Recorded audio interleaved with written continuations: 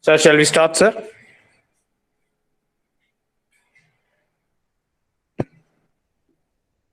Sir, am I audible? Shall we start? Yes, it is audible. Please, you can please go ahead. Yes, thank you. Good morning to one and all gathered here. So today, I welcome you all for today's webinar on farm mobility of steels by having our eminent professor, Dr. Ramasamy Narayanasamy sir, as a chief guest. First of all, the first session or the first part of this event is welcoming the gathering formally. For that sake, I would like to call Mr. C. Kaviyarasu, Assistant Professor, Department of Mechanical Engineering, to welcome the gathering. Please, sir. Thank you, Vignesh. Very best of this morning to you all. It is my pleasure to welcome our chief guest, Dr. Ramasamy Narayanasamy, for this one-day session on farmability of steels. I wholeheartedly welcome all the participants and our chief guest, principal, vice principal, dean of academics, on behalf of Department of Mechanical Engineering. Thank you. Thank you very much, sir.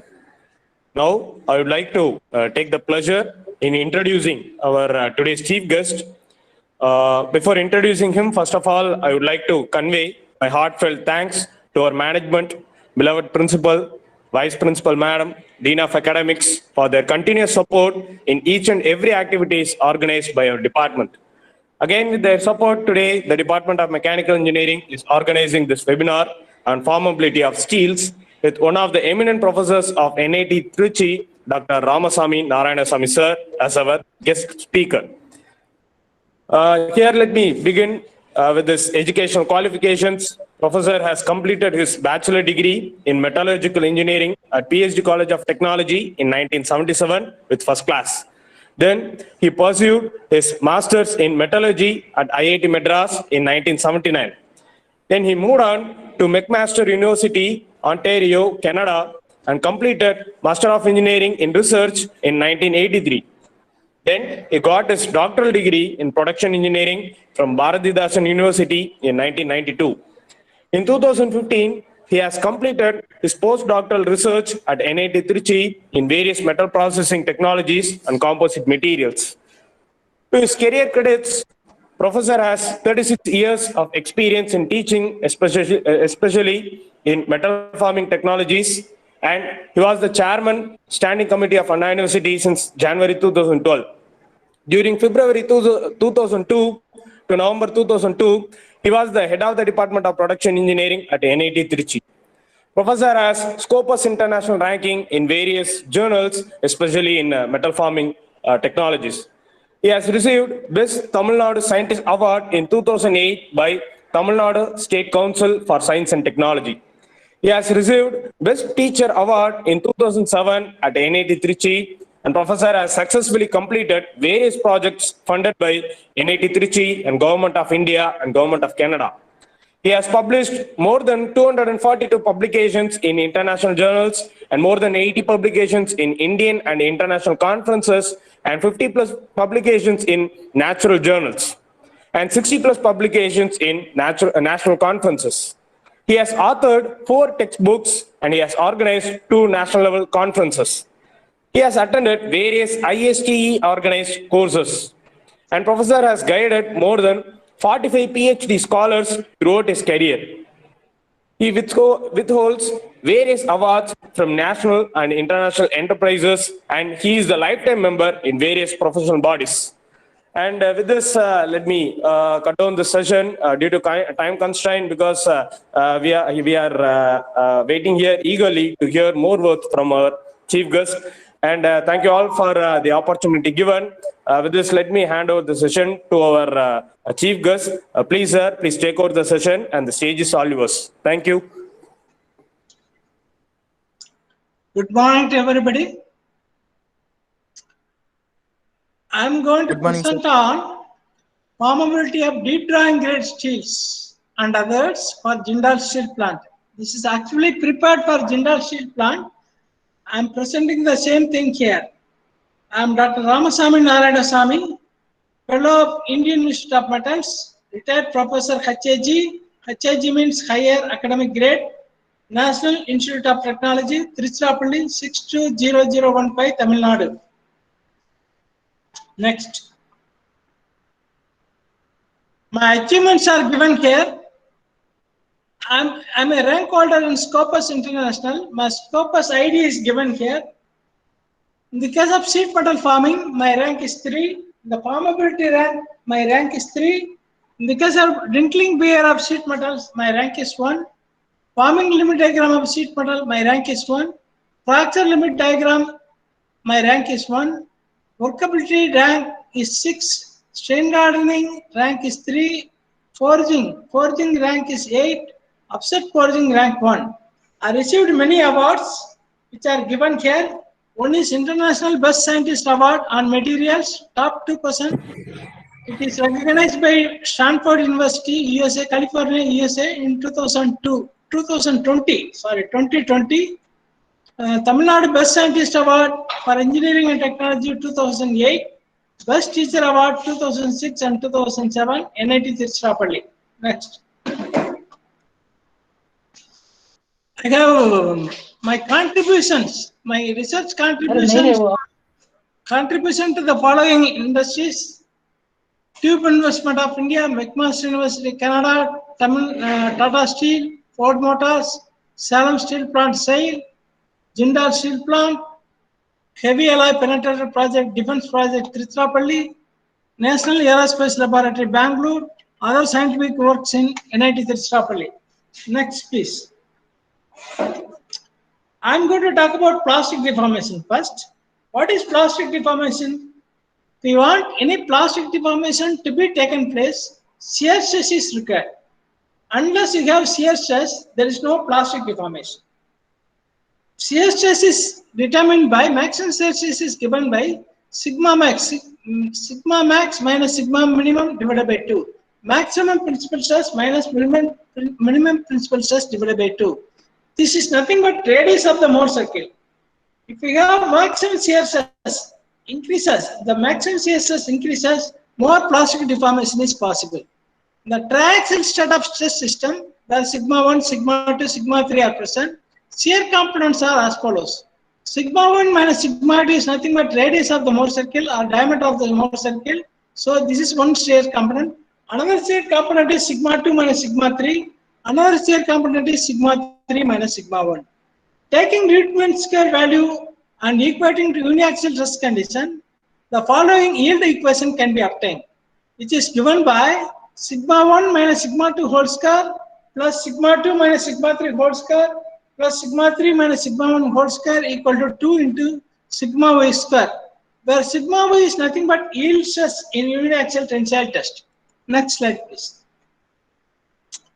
The above equation can be written in terms of effective stress: sigma 1 minus sigma 2 whole square plus sigma 2 minus sigma 3 whole square plus sigma 3 minus sigma 1 whole square equal to effective stress. When the left hand side exceeds the right hand side, plastic deformation will take place. That means shear component, shear stress should be more. When this left hand side exceeds the right hand side, then only plastic deformation is possible. Here, where sigma bar is the effective stress, for plane stress condition, say sigma 3 is 0. In this case, the above equation becomes sigma 1 square plus sigma 2 square minus sigma 1 sigma 2 equal to sigma bar square. For anisotropic, sheet metals are anisotropic, that they are not isotropic. Isotropic means all mechanical properties are equal in all directions. Sheet metals are anisotropic. For the above anisotropic sheet material, the above equation becomes sigma 1 square plus sigma 2 square minus 2r divided by r plus 1 into sigma 1 sigma 2 equal to sigma bar square, where r is the plastic strain ratio. R is given by width strain by thickness strain. That can be obtained from the tensile test. Next slide, please. Here, the above equation we have seen, it is nothing but equation for ellipse. Equation for ellipse. You see this diagram, You see this diagram. This is drawn between sigma 1 and sigma 2. This is drawn between sigma 1 and sigma 2. Sigma 1 is one principal stress, sigma 2 is another principal stress, sigma 3 is 0. When the R value increases to very high value, you see here the major axis increases, the major axis of the ellipse increases, the minor axis decreases. When R is less than 1, the major axis value decreases, minor axis value increases. When R equal to 0, it becomes circle. For plastic deformation, we consider hydrostatic stress plus compression in the thickness direction, that becomes equibiaxial stress. Hydrostatic in the thickness direction, compression in the thickness direction, both cancel each other. You will get only equibiaxial stress. Hydrostatic stress has got another name, it is called mean stress. Mean stress is given by sigma 1 plus sigma 2 plus sigma 3 divided by 3. It has no shear stress component. This is nothing but yield locus of the for yield equation. Next. Therefore, the compression through thickness direction controls the equibiaxial stress. When the material gives more resistance to thinning in the thickness direction, it can be formed. The sheet pattern can be formed to a greater extent. When R is greater than 1, it offers more resistance to thinning in the thickness direction. So that is why the major axis of the ellipse increases. When R is less than 1, the major axis value decreases. With this idea, IF steel means interstitial free steel, where carbon and nitrogen are in ppm level. This idea, IF steel has been developed. In the case of conventional IF steel, R is given by 1.8 or even greater. Next slide, please. We draw the Mohr circle for uniaxial tensile test. Sigma 1 is nothing but yield stress of the material. Sigma 2 and sigma 3 are 0. Because when you say uniaxial tensile test, sigma 2 and sigma 3 are 0.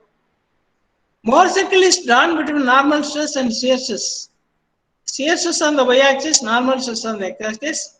So if we draw the Mohr circle, you will get a circle. This is tau max. This is tau max value. Tau max is nothing but shear stress. It has got shear stress component, so plastic deformation is possible in the uniaxial tensile test. Next slide, please. We'll talk about Mohr circle for equibiaxial stretching. Here, this is again Mohr circle.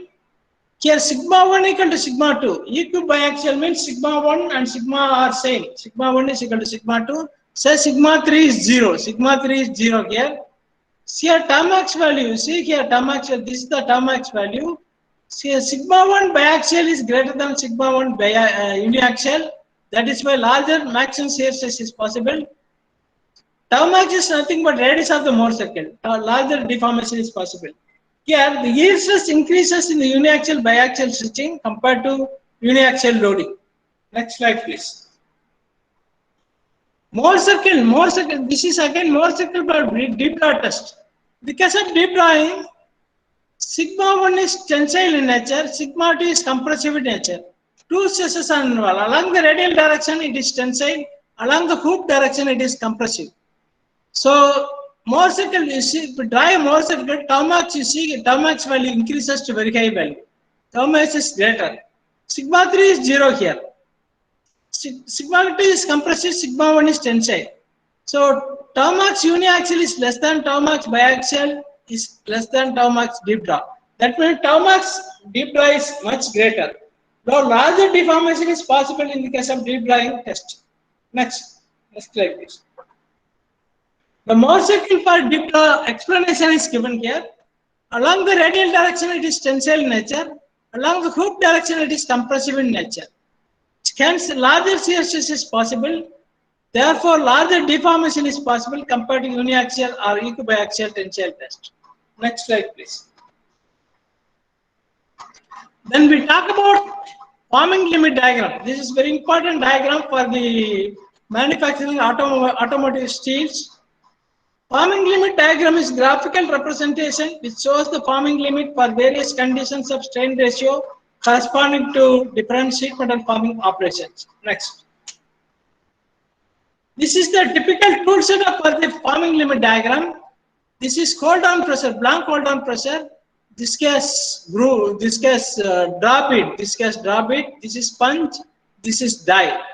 When the sheet metal is placed over the punch and it is gripped with help of the drop bit, as the punch advances up, what happens? Sheet metal is formed over the punch surface.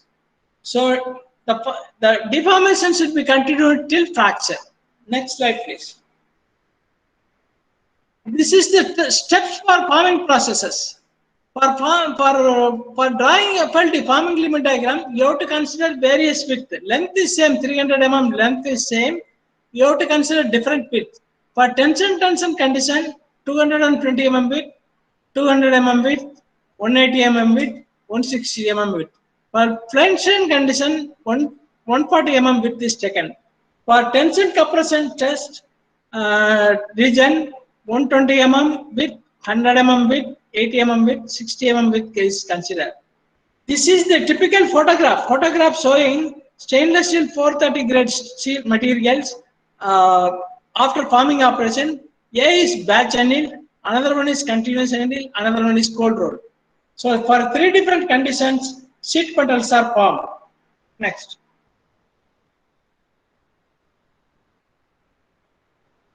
Steps for forming process. How do you determine the forming limit diagram? First, you have to shear the sample. You have to cut the sample. After cutting, you have to print. Grid circles. Grid circles must be printed on the sheet metal. Then form the sheet material till fracture with help of hydraulic press. Then measure the deformed ellipse. You know the initial diameter. After deformation, also ellipse diameters are known. Then you can construct the forming limit diagram. Next slide, please. Steps for constructing forming limit diagram is given here. One is strain conditions you see here. Tension region is considered. Plain strain region is considered. Tension compression regions are considered for varying the width of the specimen as explained earlier, which plays very important role in determining the forming limit diagram. The grid circle formed over the sheet specimens which are stretched to form ellipse depending on the strain ratios. This is the typical formed component. This is the pole. This is the drop. This is where drop bit is present. This is the undeformed portion. This is the typical forming limit diagram. This is tension compression region, deep draw region. This is tension region, biaxial equibiaxial stretching operation. Tension region, this is plain strain region. Here minus strain is negative. Trickling takes place in this region only. Here minus strain is positive. In this case, minus strain is positive. Along the major strain axis, minus strain is 0. Here the ellipse will deform like this. Here ellipse will deform like this. Here ellipse will deform like this. Here both strains are positive. Here one strain is positive, another strain is negative. Next slide, please. Step number 3. Major and minor axes of the ellipse were measured using the microscope with help of with an accuracy of 0.01 mm, which was taken for plotting forming limit diagram. These measurements were used to calculate the major strain and minor strain. This is the typical microscope we have used for the measuring the diameter of the ellipse. Next.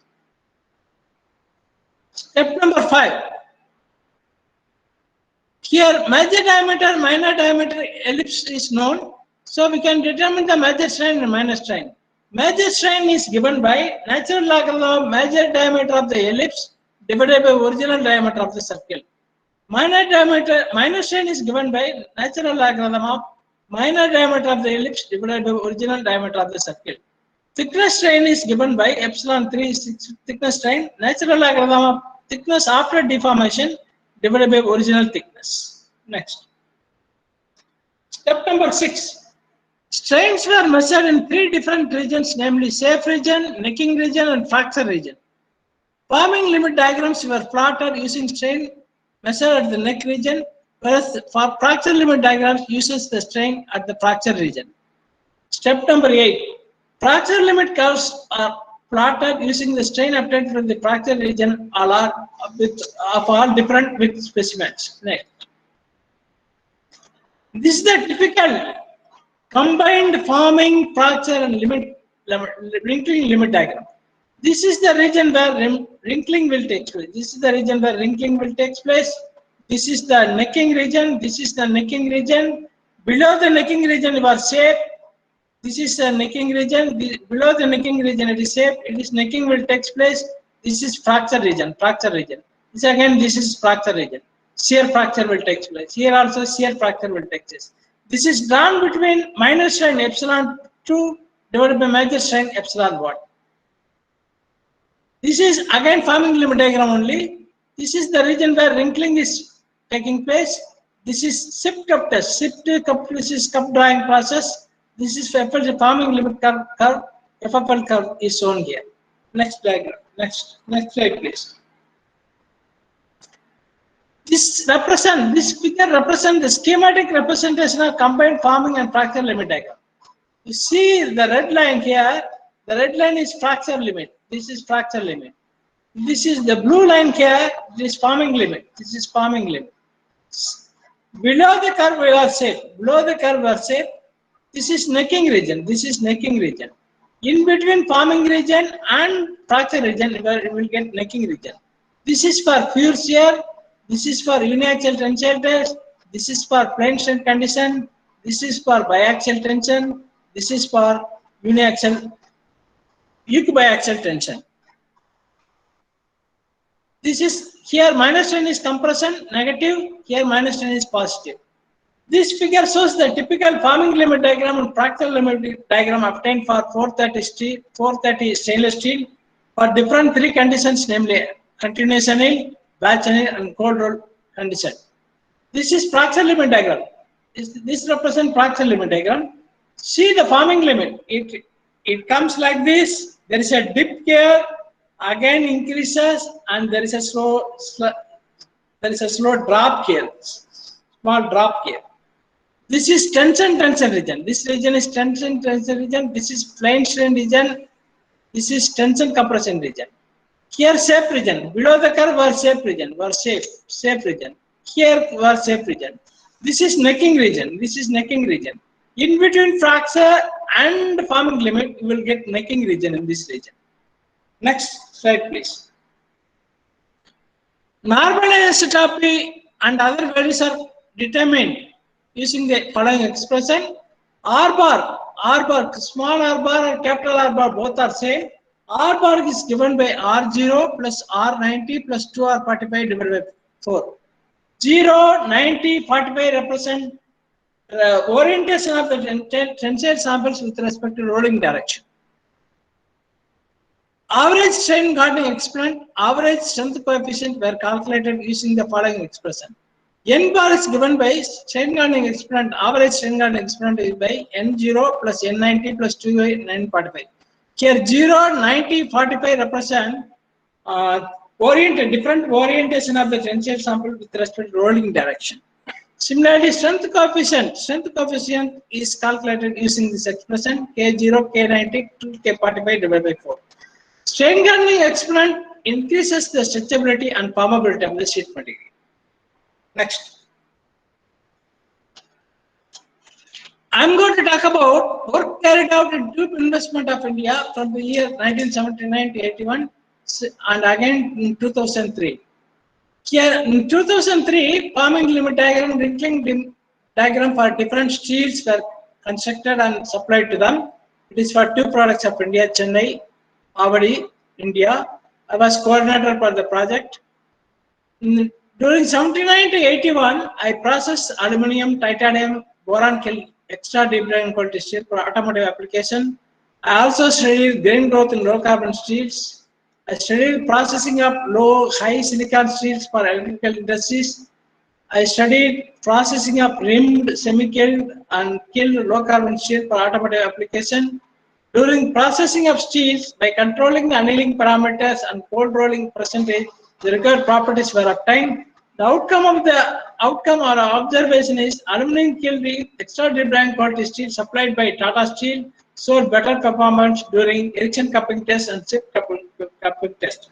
Next slide, please. This figure shows the effect of temperature and time on austenitic grain size. As the time increases, you see lower temperature. This is lower temperature, this is medium temperature, this is higher temperature. At lower temperature, there is not much increase in the grain size with respect to time.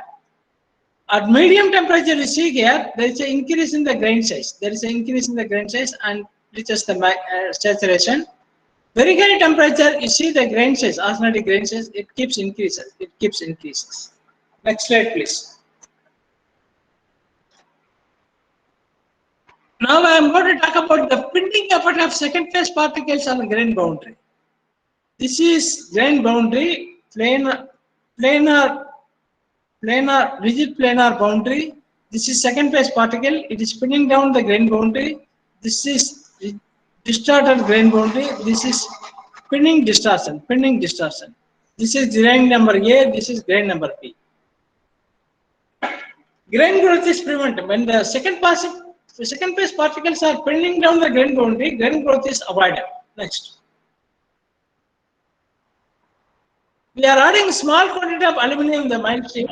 So aluminum reacts with nitrogen, aluminum nitrates are formed. Similarly, instead of aluminum or some cases titanium, niobium, boron are also added. So you will get respective nitrates and carbides. For example, you take niobium. Niobium reacts with nitrogen, you will get niobium nitrates. Niobium reacts with carbon, niobium carbides are formed. No free carbon, nitrogen should not be available in the steel.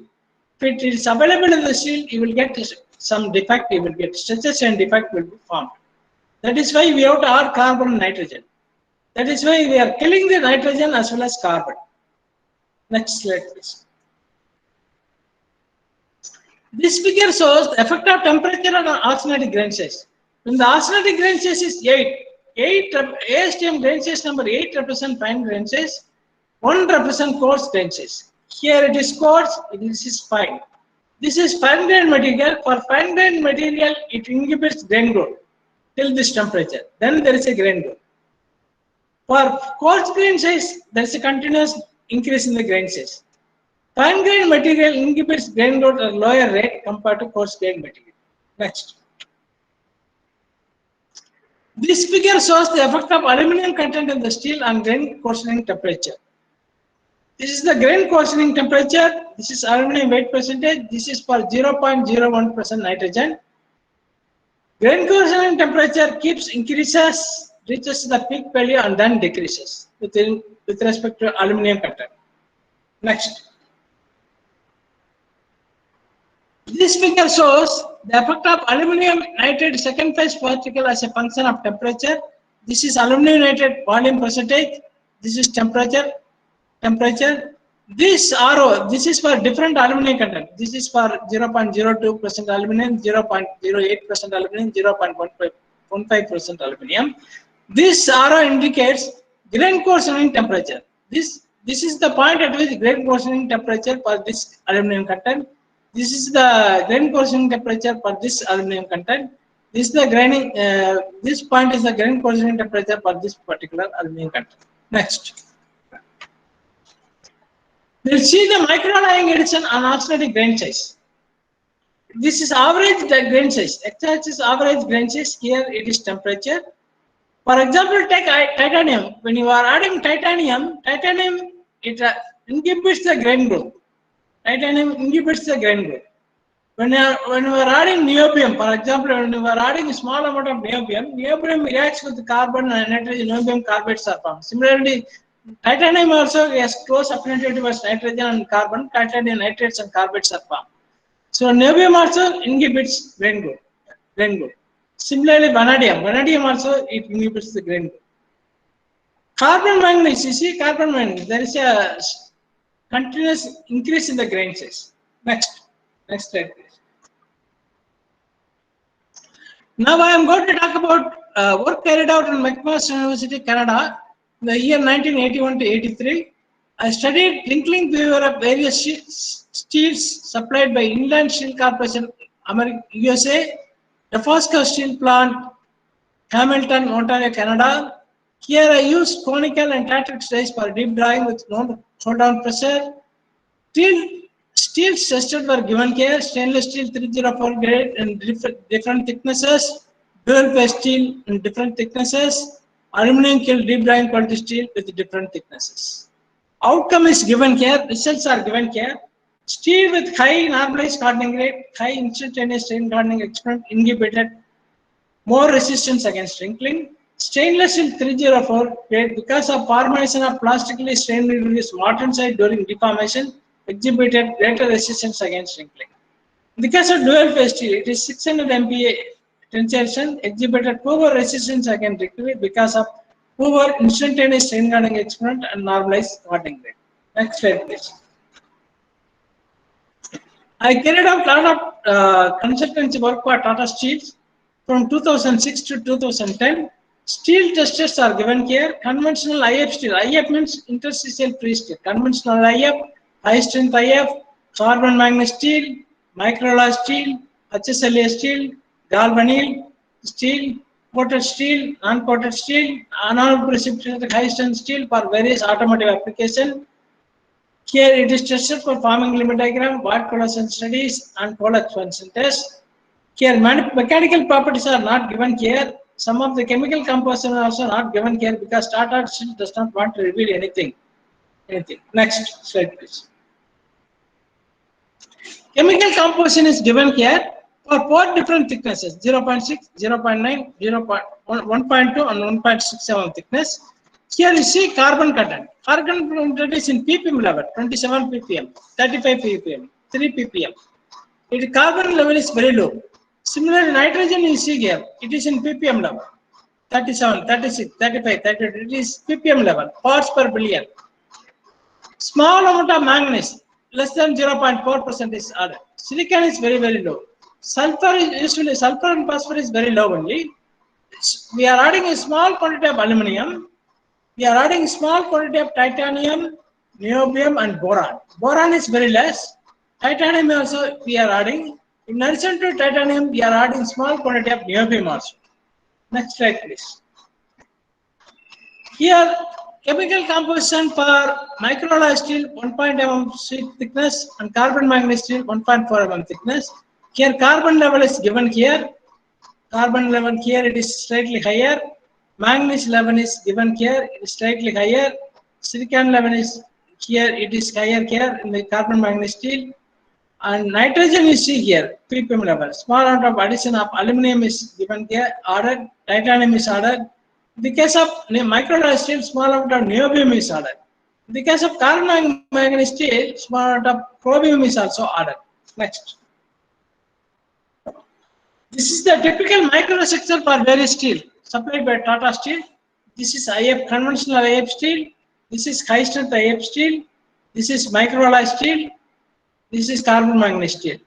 This represents the micron marker. This represents the micron marker. Grain size can be measured using this micron marker. This is elliptical, almost elliptical shape grain size.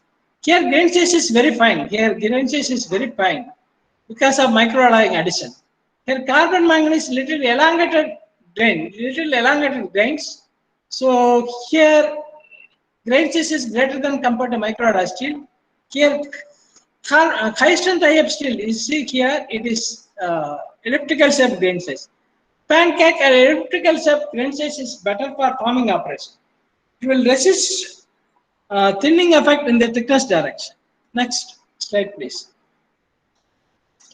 I am going to talk about chemical composition and its effect. In the case of IF steel, a small amount of niobium and titanium is added. This addition converts carbon and nitrogen into niobium carbonitrates and titanium carbonitrates. In the high strength IF steel, in addition to niobium and titanium, a small amount of boron is added to take care of the precipitation of iron phosphate along the grain boundaries. In IF steel, carbon, nitrogen are ppm level. In carbon manganese steel, carbon is slightly, we have already seen carbon level. This is 1.4, manganese is 1.4. In carbon manganese scale, carbon equivalent is high. It is not suitable for welding, spot welding. I'm talking about spot welding. Microalloy steel, carbon is less than 0.1%. Small amount of niobium is added, which will increase the strength. Microalloy steel is suitable for spot welding operation. For the case of conventional IF steel, R average is given by 1.8.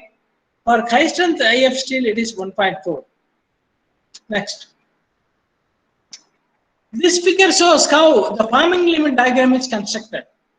Here, this is drawn between major strain versus minor strain. Here, minor strain is negative. This region wrinkling will take place. This region deep drawing region, tension compression region. This is stretching region, stretching region, tension region. This is plane strain region. This is plane strain region. Plane strain. One of the strain component is 0 here. Minor strain is 0 here.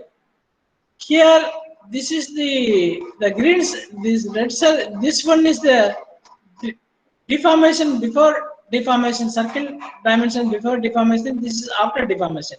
This strain is negative. This strain is positive. Here both strains are positive. Here this strain is 0. This strain is positive. Next. This figure shows the typical forming limit diagram for various IF steel. 0.6 mm, 0.9 mm thickness, 1.2 mm thickness, 1.6 mm thickness. This is the forming limit line. This is the forming limit curve or the forming limit line. Below the curve or shape. Below the curve or shape. Above the curve, we will get necking and fracture. Above the curve, we will get necking and fracture. Here you see the for various strain minor strain, it is plotted. Various strain minor strain, major strain is plotted. This is for 0.9 mm thickness. For example, you take 1.2 mm thickness. Here, the limit strain is little higher. Limit strain is little higher. This is for 1.6 mm thickness. Next slide, please. Same, I'm talking about forming limit diagram for different thicknesses, namely 0.6, 0.9 mm, 1.2 mm, 1.6 mm. For given minor strain value, for example, 0.37 is minor strain value. Major strain value is given here in percentage. 41.5% here. Here it is 43. Here it is 52.5. Here it is 52.5. For this particular minor strain, you see here this is 39%. This is 40%. This is 52%. This is 49%. For strain deformation along the y-axis, for 0.6 mm it is 31%. For this particular steel, it's 32%. This is 36%. This is 35%. For given strain, tension compression region, deep draw region, tension compression region. For this particular strain, minor strain, you see here 0.6 mm thickness, it is 42%. Here it is 47%. Here it is 60%. Here it is 70%. Next. Explanation for forming limit diagram IF steel. High normal anisotropic value R average increases the forming limit in tension, plane strain, and tension compression region. Usually 90% co-direction must be given for normal anisotropic value. High strain grading exponent N value increases the forming limit. High strain rate sensitivity M value increases the forming limit. High thickness increases the forming limit for any given microstructure and processing condition. Gamma fiber texture study. Gamma fiber texture improves the probability. Next. This is the forming limit diagram obtained for high strength steels. This is microalloy steel 1.2 mm thickness. This is your forming curve. This is forming limit curve. This is fracture limit curve. This is fracture limit curve. This is in between fracture limit and forming limit. You will get necking. This is below the forming limit or safe region. Here we are safe region. Similarly, this is safe region. This is forming limit. This is fracture limit curve. Here it is necking. Here it is necking will take place. This is for carbon manganese steel 1.4 mm thickness. This is for microalloy steel 1.2 mm thickness. As far as forming limit is concerned, for both niobium treated microalloy steel and carbon manganese steel are almost same. Next slide, please. See the SEM images, scanning electron microscope images for carbon manganese and microalloy steels. Carbon manganese steel 120 mm blank width. This is tension compression. You see the grain size, the void size. You see the void size. 140 mm plane strain, you see the void size. This is void size for 200 mm plant, tension condition. This is for carbon manganese steel. All these three are carbon manganese steel. These three are for microalloy steel, niobium addition order microalloy steel. Microalloy steel, you see the void size. You see the void size. Here it is fine. Here it is very fine. Microalloy steel exhibits smaller void size compared to carbon manganese steel. Next slide, please. Next slide. Then I am going to talk about what fracture behavior, void fluorescence analysis. Fracture and material void behavior are influenced by strain condition. During the forming operation, initiation of necking will take place, following void nucleation, void growth, and void coalescence. This is the material. These spots are nothing but inclusions or impurities present in the metal matrix, steel matrix.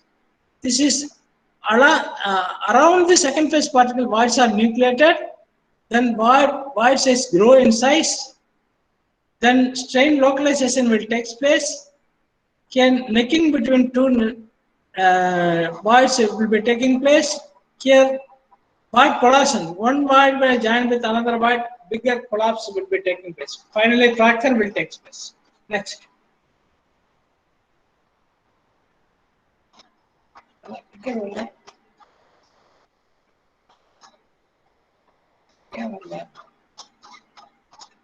Fracture behavior and fracture material behavior are influenced by the strain condition. Variation in the body size, body area are clearly visible in the shown in the SEM images for various strain conditions, namely tension, plane strain, tension, compression. Next slide. This figure shows the void size, void area, and void fluorescence parameters, how they are measured. Void fluorescence parameters can be correlated with formability. That's why we are measuring the void parameters. Measure the void size, void area fraction can be measured. That is given by total area of the void divided by represented material area. Represented material area is total area of the voids present in the chosen material. Ligament thickness, it is gap between the two consecutive voids. D factor, ratio of the ligament thickness to radius of the void. Aspect ratio, L by W ratio. This is nothing but dimples. This is nothing but dimples. This is void. This is void. This is again the small region. This is ligament thickness. This is one void may be joining with another void. That is void coalescence. Next slide, please. This figure shows the representative material area chosen and total area of void present in the RAF. This is the SEM image. This is the void. This is the representative area material taken. Void size is measured. In between two voids, ligament thickness is considered. Next. Correlation. We'll talk about void coalescence analysis and formability. Higher the void size and higher the void fraction percentage, it indicates better formability. Lower ligament thickness value is indication of accumulation of enhanced plastic deformation. When the ligament thickness is very small or very low, material can accommodate more plastic deformation. When D factor is lower, it improves the formability. Next. Here, steps are given here by measuring the void size, void area, and void coalescence parameter using AutoCAD. Samples were cut close to the fracture region for SEM analysis. Average void sizes were measured from the SEM images using the AutoCAD. Using the AutoCAD software, SEM images were enlarged and void parameters were measured. Average value of the perimeter of the void becomes the void size. The relative spacing between the ligaments between the two consecutive voids using line command. Similarly, using line command, length and width of the void is measured. Void area fraction is determined using the expression. Void area fraction is given by total void area divided by represented material area. Next slide, please. This figure is for aluminum magnesium scandium alloy. Aluminum magnesium scandium alloy supplied by NAL, National Aerospace Laboratory. This is for two different reduction, cold reduction. This is 50% room temperature cold rolling reduction. Cryogenic temperature. This is for cryogenic process, rolling process. Here it is drawn between strain triacility versus other parameters. For example, take void size. Void size increases with the strain triacility. You see here D factor. D factor decreases with the strain triacility. You see wide area fraction. Wide area fraction also decreases with the strain triacility. This is ligament thickness. Ligament thickness increases with increasing strain triacility. This is L by W ratio. This is decreases with strain triacility. This is for room temperature, 50% reduction. This is for cryogenic, 50% reduction. Next slide, please. Void size value for cryo-rolled samples are noted are marginally lower compared to room temperature rolled sample. Void area fraction is observed to be higher for room temperature rolled than the CR sample. D factor and ligament thickness are higher for CR sample than RTR sample. Lower the ligament thickness indication of accumulation of more plastic deformation, and lower D factor also increases the formability. L by W ratio is noted for decreasing with respect to given strain and strain triacility value. L by W ratio indicates nature of the void. Void can be either porelite or oblate based on the state of applied stress. Here the porelite voids, you see the elliptical voids in the vertical direction. Oblate void is nothing but elliptical voids in the horizontal direction from the initial spherical nature. Oblate and spherical voids tend to grow faster than porelite voids. L by W ratio is higher for CR sample than RTR sample. Next slide, please. We have carried out a lot of work for Challenge Steel Plant also in the year 2010. Later, the outcome is given here. The void area fraction is found to be higher for stainless steel 304 grade steel due to presence of lesser amount of carbides and sulfate.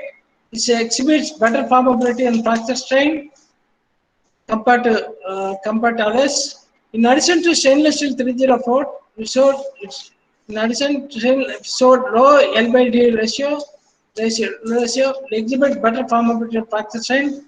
Formability of stainless steel. This is utensil grade stainless steel. SSLN1 utensil grade stainless steel. It is comparable with the stainless steel 304. This steel is cheaper. This steel is costly.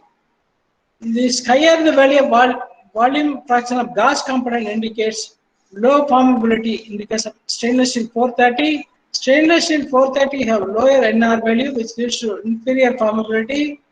Other hand, stainless steel 304 SSLN1 shows better formability because of phase transformation during plastic deformation. This figure shows how the wrinkling takes place during the deep drying operation. Along the radial direction, this is cup wall, segment of a cup wall. Along the radial direction, it is tensile. Along the hoop direction, it is compressive. This is radial direction, this is hoop direction. Hoop direction, we are applying compressive stress, it is negative. This is the region where wrinkling is possible. Here it is drawn between d epsilon r, epsilon represents strain, d epsilon r by d epsilon theta.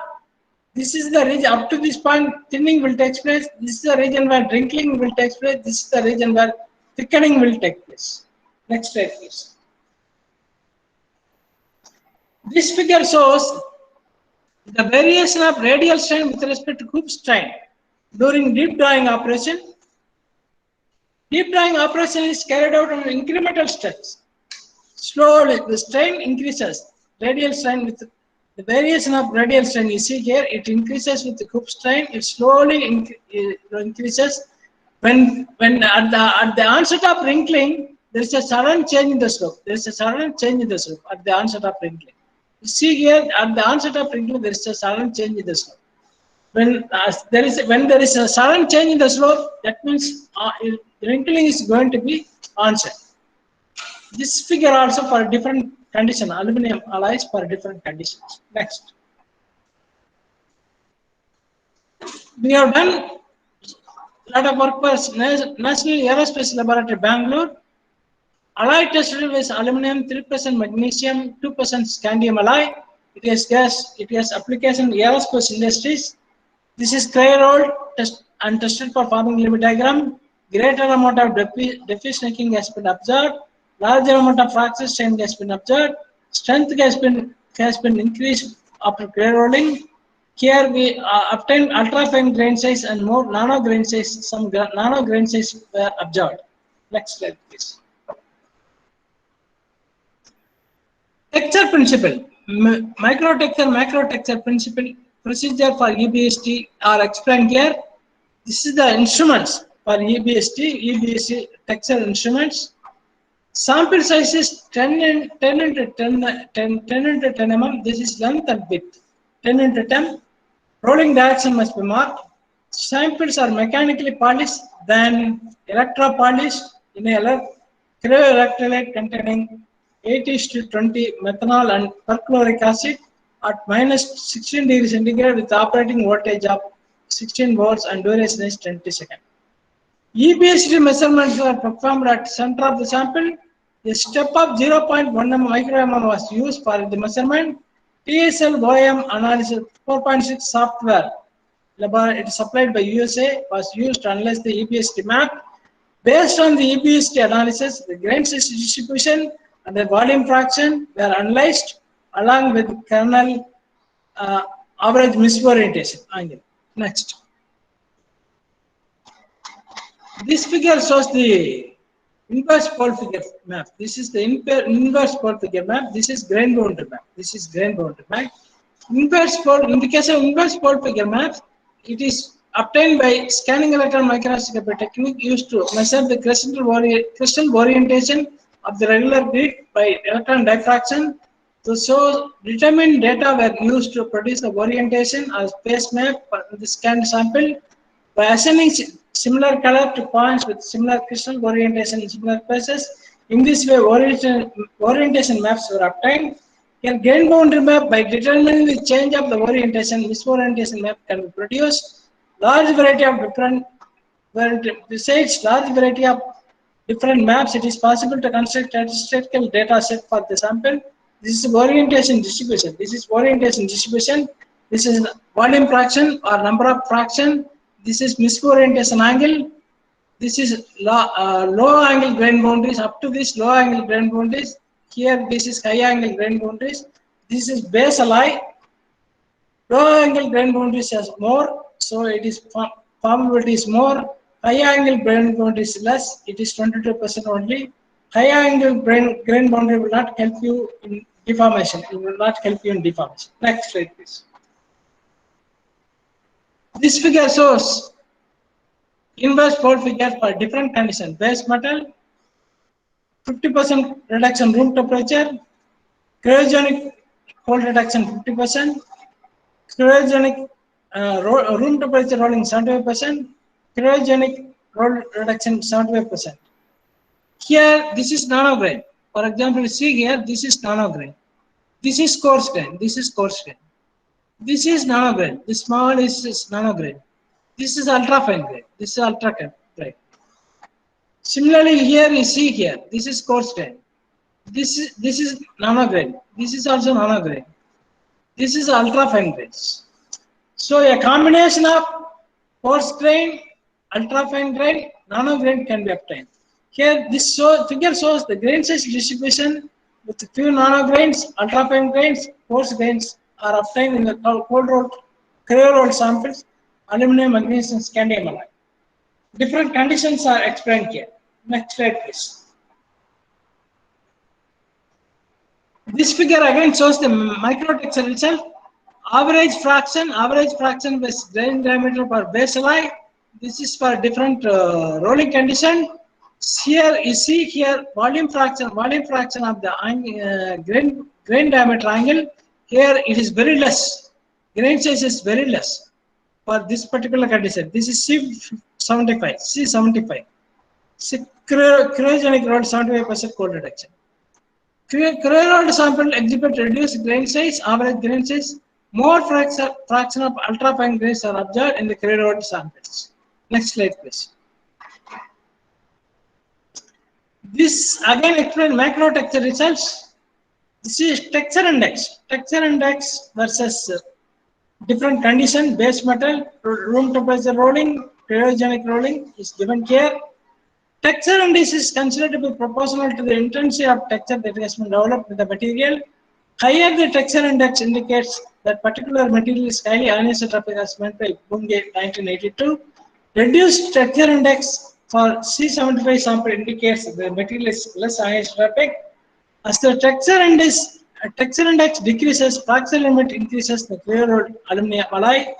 Lower the misorientation angle grain boundary, higher will be the form. Next slide. This is proposed work for Jindal Steel Plant. We are interested in developing the quality of the deep drying grade steel for automotive sector. We are also interested in developing the dual phase steel, high strength dual phase steel, multi phase steel for automotive applications. Next slide. I am going to talk about enhancement of quality of deep drying grade steel for Jindal Steel Plant for automotive applications. Here I have to construct the forming limit diagram, including limit diagram, watt production study, fracture limit diagram, code expansion test, texture study, both macro texture and macro texture, tensile study. Tensile study, I have to measure yield strength, tensile stress, ductility, establishment of material law. K and N values must be determined, tension modulus value, normalized corning rate, instantaneous strain hardening exponent value, instantaneous strength coefficient value, normalized anisotropy, perennial anisotropy value can be measured. Based on the above parameters, the forming limit, wrinkling limit, fracture limit, and hole expand limit can be studied. The quality of the steel can be improved. Next slide, please. I am going to talk about recrystallization. Annealing, in the case of annealing, recrystallization is very important. Recrystallization temperature is very important. There are 6 main variables that which influence the recrystallization variables, material recrystallization of the metals. One is amount of pre or cold deformation, temperature, time, initial grain size, composition, amount of recovery. Next. Because of steel, minimum amount of cold reduction must be given to cause recrystallization to be taken place. Smaller the cold degree percentage, then higher will be the temperature required to cause recrystallization. Increase the annealing time, decreases the recrystallization temperature. Larger the original grain size, greater the amount of cold work required to produce an equivalent recrystallization temperature. Recrystallization temperature decreases with the increasing purity of metals. Final grain size depends chiefly on the degree of deformation and to lesser and annealing temperature. Greater the degree of deformation, lower the annealing temperature, smaller will be the recrystallized grains. The amount of deformation required to produce equivalent recrystallization behavior in case of increasing temperature of the working. Faster the recovery, higher is the time required to cause recrystallization. Manufacturing of high strength multi-phase dual phase steel, melting, solidification, hot rolling of plates, ingots, heat treatment. Here we have to study bendability study, formability study, and messinability study. Okay. Next. Development of high strength multi-phase steel. Melting is taken care of by Jindal Steel Plant. Heat transfer and solidification is taken care of by Dr. P. Srinivasan, Dr. Venkateswaran. Bits planning.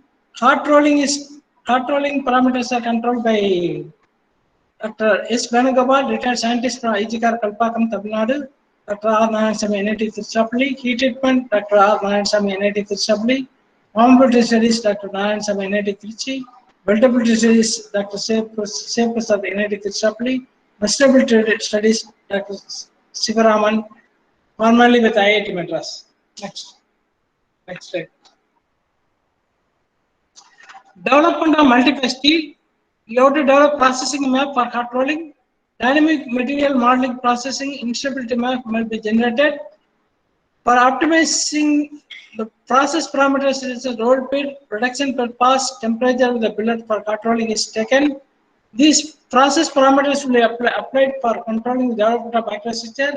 Initial billet microstructure depends on processing microstructure evaluation. Property relationship will be established for industrial application. Processing map will be generated for application semi-solid liquid metal processing rolling. Okay. Development of multi-phase steel. This is the steel grade. Soaking temperature is 1100 to 1200 degrees centigrade. Finishing temperature is forging temperature is 850 to 800 degrees centigrade. Here it is air cooled 690 degrees centigrade. Water cones annealed at this degree 450 degrees centigrade 90 minutes. Ferrite, bainite, martensite. Once in water, here tempered martensite. Air cooled after forging ferrite and perlite. This is the steel composition. Carbon is given as 0.38, silicon is 0.8, manganese is 1.5, phosphorus is given here, sulfur is slightly high. It will improve the miscibility. Vanadium is 0.11%, nitrogen is 0.066, chromium is 0.18, balance is iron. Next slide, please. This is a typical microstructure. Microstructure obtained for multiple steel.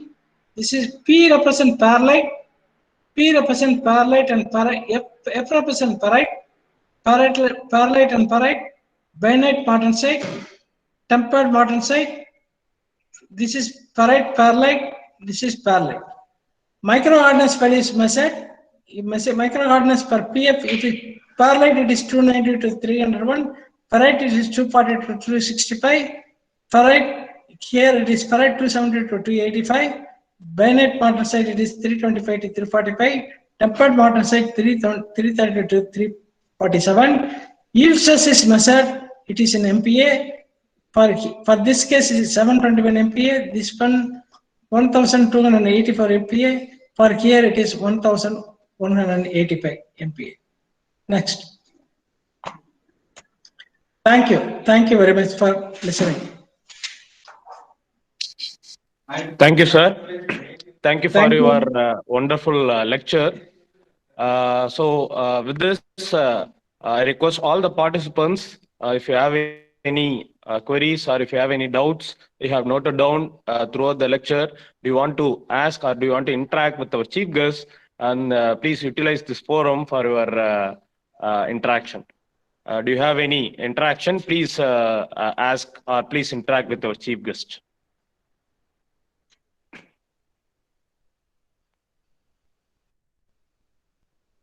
Any questions?